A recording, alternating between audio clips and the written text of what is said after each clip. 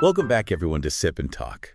It feels like just yesterday we were wrapping up that episode all about EQ versus IQ and whether one is more important than the other in today's world. I know, right? And wow, we got so many incredible comments and messages from you guys about it. It seems like it really got everyone thinking. For sure. So what have you been up to since then? Anything exciting? Well, actually, I just got back from a trip to Finland. Oh, wow, Finland. Yeah, it was incredible. I've heard it's beautiful. It really is, just breathtaking lakes and forests and saunas everywhere. That's amazing. It was like walking into a fairy tale or something. I bet. But get this. What? Finland is also one of the first countries to seriously experiment with something called Universal Basic Income, or UBI. Huh. Interesting. I know, right? And speaking of UBI, guess what the second most popular question was from all of you? Let me think. Is it about UBI? You got it. So many of you are curious about UBI, specifically whether or not it's actually feasible. Right. That makes sense. So that's what we're diving into today. Yeah. Is universal basic income something that could really work in the real world? Or is it just a nice idea? We're going to be taking a look at all sides of it, the good and the bad, and try to figure out if it makes sense, what the challenges might be. Yes. This is going to be fun. For sure. But before we get too far, let's quickly lay out what UBI actually is, because I'm sure not everyone is familiar with the ins and outs. Yeah, good idea. Okay, so basically, universal basic income is the idea that the government would give everyone, every single citizen, a set amount of money on a regular basis, no matter how much money they make or even if they have a job or not. That's the basic idea, yeah. And this money, it's specifically meant to cover your essential needs. You know, things like food and housing, just to make sure everyone has enough to get by. It's a pretty radical concept when you think about it. It definitely is. And it's been getting a lot of attention, especially now with more and more people worried about jobs being replaced by robots and AI. Oh, yeah, for sure. Automation is a big topic these days. It is. And that's actually a perfect segue to my argument in favor of UBI. Okay, I'm all ears. So there was this study a while back by the Oxford Martin School, I think it was in 2013, and they estimated that something like 47% of jobs in the U.S. could be automated in the next, 10 or 20 years. Wow, 47%, that's almost half of all the jobs. It's a huge number, and it makes you wonder, what are all those people going to do if their jobs disappear? Right, what happens then? That's where UBI comes in. It could be a safety net to make sure that even if your job gets taken over by a robot, you're not going to end up on the streets. You still have some money coming in. It's like an insurance policy almost for the future of work. Exactly. It could provide people with a sense of security, even as the world changes around them, which I think is really important. I see what you mean. And it's not just about preventing poverty, though that's obviously a big part of it. Right.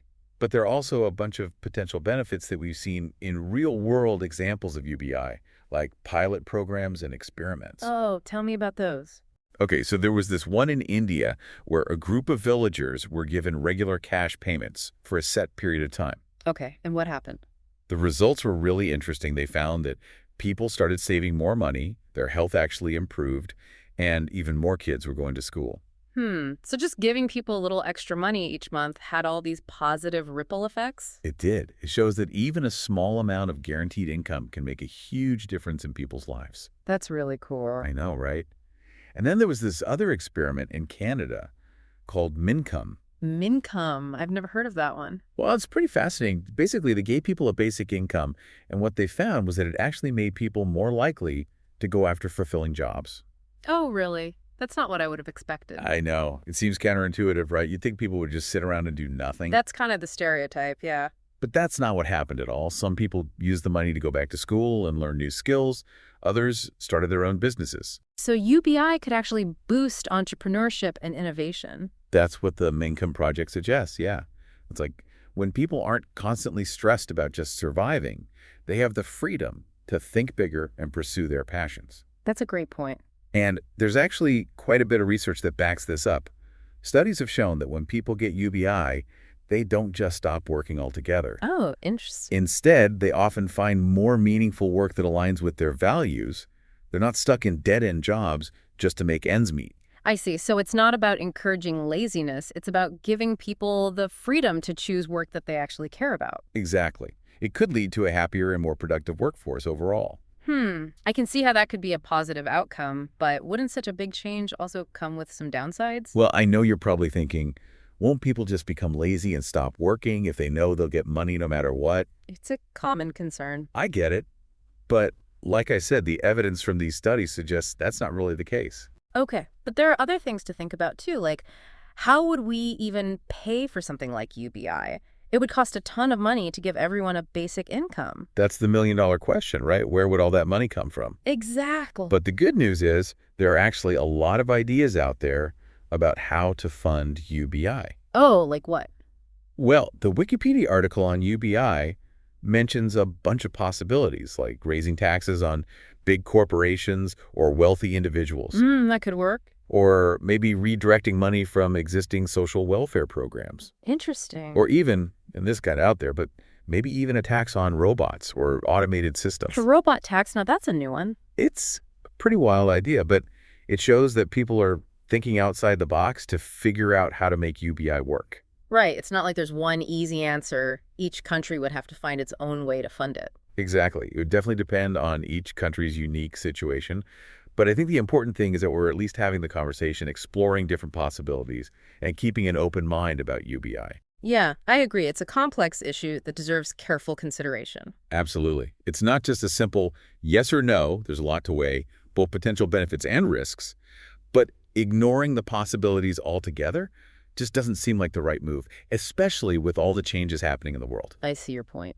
But now I know you have some counter-arguments brewing. Oh, I do. Let's switch gears now and talk about some of the potential downsides of UBI, because I think there are some real concerns that we need to address. All right.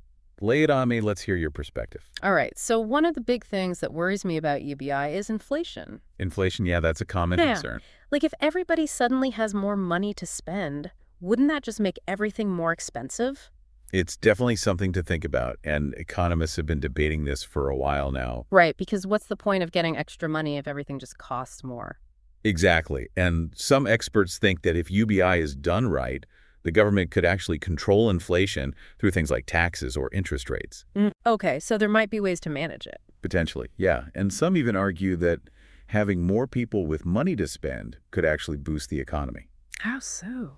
Well, if there's more demand for goods and services, businesses might hire more people, and that could lead to higher wages, which would then offset the inflation.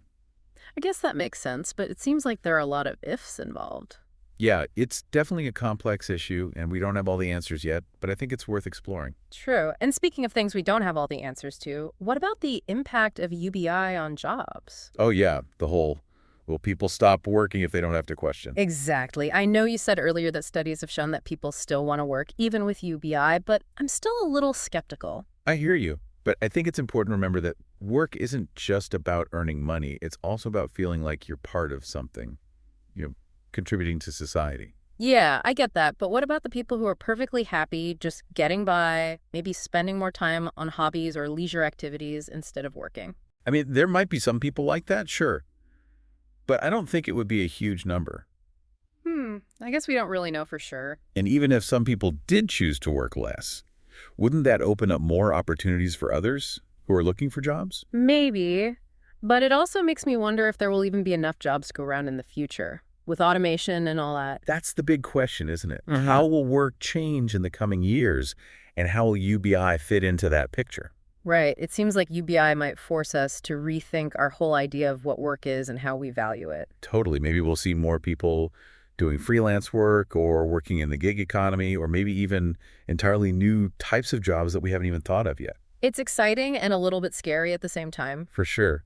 But speaking of practical concerns, what about the whole process of actually implementing UBI? Like, how would it work logistically? Yeah, that's a good point. Wouldn't it be a nightmare to figure out who's eligible and how to distribute the money and all that? It would definitely be a big undertaking. But I think it's important to remember that governments already manage tons of complicated programs, like Social Security and welfare. True, so maybe the infrastructure is already there. Exactly. It's not like we'd be starting from scratch. Okay, that makes sense. But beyond the practical stuff, there are also some philosophical concerns that I have about UBI. Like what? Well, some people argue that it goes against the idea of personal responsibility, that it creates a culture of dependency. I can see where they're coming from, but I think that's a bit of a misunderstanding of what UBI is really about. How so? It's not about handouts or charity. It's about giving people a basic level of security so they can reach their full potential. So it's more about empowerment than dependence. Exactly. It's about trusting people to make their own choices and contribute to society in their own way. I like that framing, but couldn't you also argue that it might create a sense of entitlement, like people feeling like they deserve something just for existing? Maybe for some, but I think it's more likely to create a stronger sense of community and shared responsibility. Interesting. When everyone has a basic level of security, it creates a more stable and equitable society overall. That's a good point. It seems like this whole UBI thing is really a mixed bag. There are good arguments on both sides. Absolutely. And that's why it's such a fascinating topic to discuss. Yeah, totally. It's not something you can just dismiss outright. There are too many potential benefits and risks to weigh. Exactly. We need to be open to exploring different ideas and perspectives. And maybe, most importantly, we need to be willing to experiment and see what works in the real world. I completely agree. The pilot programs happening around the world are providing so much valuable information. We can learn a lot from those experiments and adapt our approaches based on what we discover. Right. It's all about being flexible and evolving as we learn more. This has been a really thought-provoking conversation, I have to say. Me too. It's always great to dive into these complex topics with you. So what do you think our listeners are taking away from this discussion? Well, I hope they're seeing that UBI isn't a simple issue with a black and white answer. It's definitely more nuanced than that. There's a lot to consider, both positive and negative. And it's important to keep an open mind and be willing to challenge our assumptions. Absolutely. We need to have these conversations, even if they're difficult. And I'd love to hear what our listeners think about all of this, what parts resonate with them, what concerns they have. Yeah, let's keep the conversation going in the comments. Okay, so we've talked a lot about UBI, the pros and cons, the potential benefits, the challenges, the whole 9 yards. It's a lot to unpack, that's for sure. It really is. But before we wrap things up, there's one last thing I wanted to bring up, something to kind of make you think. Okay, I'm all ears. So we've mostly been talking about UBI in the context of developed countries, places like the US or Finland, where automation is a big concern. Yeah, that makes sense. It's where a lot of the discussion is focused. Right. But what about developing countries? That's interesting. Have you ever thought about how UBI might work in those parts of the world? Now that you mention it, not really. I mean, they have their own set of challenges. Oh, yeah, for sure. Poverty, lack of access to education, limited economic opportunities. Exactly. And they often already have social welfare programs in place, but those can be tough to manage. Right. Things like corruption and inefficiency can be a big problem. So could UBI be a better solution in those cases? Maybe. It could be a more direct and efficient way to get help to the people who need it most. Potentially, yeah. Imagine giving a basic income to families struggling with extreme poverty. It could be life-changing, help them get back on their feet, invest in their future. It could also empower women, improve access to education, boost local economies. Who knows what kind of positive ripple effects it could have? It's definitely worth considering, but I imagine there would be some unique challenges, too. Of course, every country is different, with its own cultural norms and political systems. Yeah, and we'd need to learn from the experiences of developing countries that have already tried UBI, see what worked, what didn't. Totally. Places like India and Namibia have run pilot programs. There's so much we can learn from them. It's like a whole other layer to this whole UBI conversation. It is. So as we wrap up our deep dive into universal basic income, I want to leave you with this. Could UBI be a key to creating a more just and sustainable future, not just for some, but for everyone, everywhere? It's a powerful question to ponder, for sure. It is, and it reminds us that the choices we make about our economic systems have a huge impact on people's lives. They really do. It's not just about numbers and theories. It's about real people and their well-being. Well said. And on that note, I think it's time to wrap up this week's deep dive. Yeah, we've covered a lot of ground. I hope you all enjoyed exploring the complexities of UBI with us. It's been a great conversation. And we'd love to hear what you think, so please share your thoughts and questions in the comments. Let's keep this conversation going. Absolutely. We're always eager to hear your perspectives. And if you have any ideas for future deep dives, topics you'd like us to explore, send them our way. We're always up for a challenge. Thanks for tuning in, everyone. And until next time, keep those brains buzzing and those cups full.